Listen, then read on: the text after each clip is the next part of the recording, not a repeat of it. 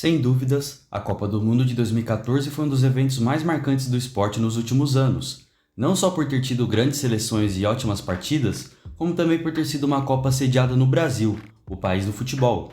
Essa Copa ficou muito marcada pela tragédia acontecida com a seleção brasileira, sendo eliminada em casa pelo placar de 7-1. Mas de tanto que as pessoas falam sobre o 7-1 e sobre o título conquistado pela Alemanha, muitos acontecimentos bizarros nessa Copa acabaram ficando esquecidos. Um deles é o vexame da Inglaterra. Em 2014, a Premier League já havia assumido o posto de melhor campeonato nacional do mundo, junto da La Liga. Por isso, existia uma grande expectativa de que a Inglaterra fosse chegar longe. Afinal, contava com um bom time composto por jogadores como Henderson, Gerrard, Lampard, o goleiro Joe Hart e o craque Wayne Rooney. O problema foi o sorteio dos grupos. Os ingleses deram o azar de cair no temido grupo da morte, no grupo D, junto de Itália e Uruguai. Como na Copa todo grupo tem 2 classificados e 2 eliminados, nós já sabíamos que pelo menos um gigante ficaria pelo caminho. Foi o caso da Inglaterra. Na estreia contra a Itália, a Azurra venceu o confronto europeu pelo placar de 2-1, com gols de Marquisio e Balotelli, complicando a vida dos ingleses na competição. No jogo seguinte, a Inglaterra precisaria pelo menos empatar para manter vivas suas chances de classificação para as oitavas de finais. Mas em uma belíssima atuação com 2 gols de Luizito Soares, o Uruguai venceu a Inglaterra por 2-1, encerrando o sonho do bicampeonato dos britânicos. Com 2 derrotas e matematicamente já eliminados, a Inglaterra cumpriu tabela no terceiro jogo contra a Costa Rica, encerrando sua participação em um melancólico empate de 0-0. Uma curiosidade desse vexame inglês é que na derrota de 2-1 para o Uruguai, Wayne Rooney marcou seu primeiro e único gol na história das Copas do Mundo. Essa também foi a última participação do jogador na competição. Mas esse grupo D não ficou marcado somente pela decepcionante Inglaterra, mas também pela maior zebra dessa Copa, a Costa Rica. A seleção da Costa Rica foi vista como a mais azarada no sorteio dos grupos, pois iria disputar a classificação com Inglaterra, Itália e Uruguai. Mas os costarriquenhos, de tão subestimados que foram, encontraram força para fazerem a maior campanha da história do país em Copas do Mundo. Logo na estreia, a seleção chocou o público vencendo o Uruguai por 3-1, com gols de Campbell, Duarte e Ureña. Alguns pensaram que essa vitória havia sido um golpe de sorte, ou apenas demérito dos uruguaios. Mas no jogo seguinte, em confronto com a Itália, o meia Bryan Ruiz marcou um bonito gol de cabeça e garantiu a vitória por 1-0. Sendo assim, a Costa Rica venceu 2 jogos no grupo da morte e garantiu antecipadamente sua classificação para as oitavas de finais. Como dito anteriormente, o terceiro jogo foi um simples empate de 0-0 com a Inglaterra, fazendo a Costa Rica terminar a fase de grupos com 7 pontos, líder do grupo da morte. Nas oitavas de finais, contra a Grécia, Bryan Ruiz marcou um bonito gol, abrindo o placar para a Costa Rica no começo do segundo tempo. O jogo se mantinha controlado e tudo indicava que a vitória de 1-0 seria o resultado final. Mas a expulsão do zagueiro Oscar Duarte complicou a vida dos costarriquenhos, o que deu a oportunidade da Grécia empatar o jogo nos acréscimos com gol do zagueiro Papastafoulos. A partida acabou se encaminhando para a disputa de pênaltis. Nesse momento, brilhou a estrela de Keylor Navas. O goleiro defendeu um pênalti decisivo para garantir a vitória da Costa Rica e a surpreendente classificação para as quartas de finais da Copa do Mundo. No jogo seguinte, o desafio seria passar por um adversário de muita qualidade, a Holanda de Robben, Van Persie e Sneijder. Porém, desde a fase de grupos, a Costa Rica mostrou que não seria facilmente batida pelos grandes europeus, provando isso ao longo do confronto com a Laranja Mecânica. Um jogo complicado de 120 minutos, contando tempo normal e prorrogação, acabou terminando em 0-0. Em mais uma disputa de pênaltis, a Costa Rica acreditava que iria repetir o feito conquistado contra a Grécia. Mas surpreendentemente, a Holanda fez uma substituição entre seus goleiros. Saiu o titular Silesen, que atuou durante todo o jogo, e entrou o goleiro Tim Krul, só para a disputa de pênaltis. A ousada estratégia do treinador Van Gaal acabou com o sonho da Costa Rica, já que o goleiro Tim Krul havia estudado como os batedores de pênalti da Costa Rica cobrariam, o que o ajudou a defender 2 das 5 cobranças e garantir a classificação da Holanda para a próxima fase. Por mais que a eliminação para a Holanda tenha sido triste, a impressionante campanha da Costa Rica até as quartas de finais ficou marcada, especialmente por um feito significativo. A equipe teve a defesa menos vazada da competição.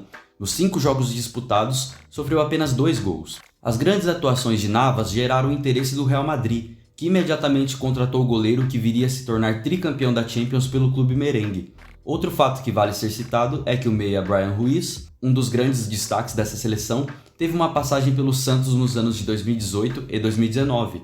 A Costa Rica foi um caso de um time que ninguém esperava nada e fez uma grande Copa. Mas o contrário também aconteceu. Houve uma seleção que todos esperavam muito e que não jogou nada: a Espanha. Mas antes de falar sobre a Espanha, eu peço por gentileza que, se você está gostando do vídeo, não se esqueça de se inscrever no canal e ativar o sininho para acompanhar os próximos vídeos. Agora, vamos seguir. Se a expectativa sobre a seleção brasileira era grande, por ser a maior campeã de Copas do Mundo e estar jogando em casa, o que dizer da expectativa sobre a atual campeã mundial da época? A Espanha vinha de uma sequência avassaladora de títulos, tendo conquistado as duas últimas Eurocopas, em 2008 e 2012, e, é claro, a Copa do Mundo de 2010. Mas esse histórico vitorioso não se fez presente na Copa de 2014. A estreia da Espanha, diante da Holanda, já foi um golpe duro. Os espanhóis até saíram na frente com o gol do brasileiro naturalizado Diego Costa, mas a Holanda soube explorar as falhas de um time já envelhecido e mal treinado por Vicente Del Bosque, virando o jogo para impressionantes 5-1 no segundo tempo, em goleada liderada pelo ponta Robin. No segundo jogo, era tudo ou nada. A Espanha precisava pontuar contra o Chile para se manter viva em busca de seu segundo título de Copas, mas os chilenos não tomaram conhecimento da atual campeã, vencendo o confronto por 2-0 e matematicamente eliminando a Espanha na fase de grupos. Ficou evidente que, apesar da Espanha ter um bom time, diversos jogadores como Xavi, Iniesta, Davi Villa e Casillas já não estavam mais em seu auge técnico e físico, o que limitava muito o desempenho do time em campo. Mas para terminar sua participação de forma honrosa, a Espanha se despediu vencendo a Austrália por 3-0, com gols de Davi Villa, Fernando Torres e Juan Mata. A Espanha foi um dos vários europeus que tiveram um desempenho muito abaixo do esperado nessa Copa. Mas enquanto a Europa decepcionava, uma seleção sul-americana fez uma campanha histórica nessa edição de 2014, a Colômbia. A seleção da Colômbia já mostrou muita qualidade durante as eliminatórias para essa Copa, se classificando em segundo lugar atrás apenas da Argentina.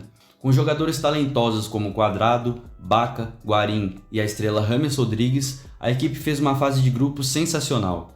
Em sua estreia contra a Grécia, venceu por 3-0 com gols de Armeiro, Gutierrez e James Rodrigues. No segundo jogo, James marcou novamente e Quintero ampliou, levando a Colômbia à vitória por 2-1 contra a Costa do Marfim.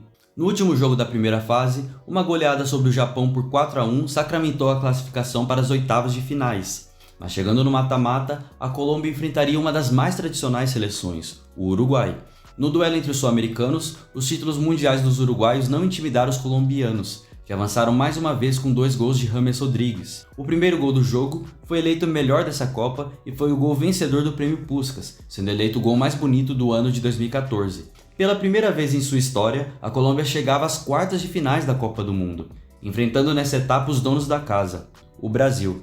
E como a maioria de vocês devem se lembrar, a Colômbia não fez um bom jogo contra a seleção brasileira, sofrendo 2 gols de bola parada, o primeiro em um escanteio que resultou no gol de Thiago Silva, e o segundo em uma bela cobrança de falta de Davi Luiz. James Rodrigues marcou um gol de pênalti no fim do jogo, mas não foi o suficiente para evitar a derrota por 2-1. Apesar da eliminação, a Colômbia celebrou a grande campanha. Como consequência do bom desempenho, diversos jogadores do elenco receberam propostas de grandes times europeus. Os que mais se destacaram ao longo dos anos foi o meia Cuadrado, que um tempo depois dessa Copa assinou com o Chelsea e passou também por Juventus e Inter de Milão, além do craque James Rodrigues, que em seu auge foi um jogador importante no Real Madrid, sendo posteriormente emprestado ao Bayern de Munique. Recentemente, o jogador teve uma passagem controversa pelo futebol brasileiro, deixando a desejar em seu curto tempo como jogador de São Paulo. Não há dúvidas de que a Copa de 2014 teve histórias incríveis. As decepcionantes campanhas de Inglaterra e Espanha fizeram paralelo com feitos históricos de Colômbia e Costa Rica, possibilitando com que essa Copa jamais fosse esquecida. Para o público brasileiro, a sensação de ter uma Copa do Mundo acontecendo aqui no país foi incrível. Obviamente os ingressos eram muito caros e por isso a maioria de nós não tinha condição de assistir os jogos nos estádios. Mas mesmo de longe, foi muito bom acompanhar tantos craques no Brasil e ver grandes seleções jogando nos estádios em que nossos times jogam no Campeonato Brasileiro. Quando momentaneamente esquecemos o 7-1 e lembramos das campanhas de outras seleções nessa Copa, vemos que foi uma grande competição e um momento único na história do futebol. Se você assistiu até aqui, eu tenho certeza que você gosta de futebol e gostou do vídeo, por isso eu peço por gentileza que você se inscreva no canal e ative o sininho para acompanhar os próximos vídeos. Obrigado e falou!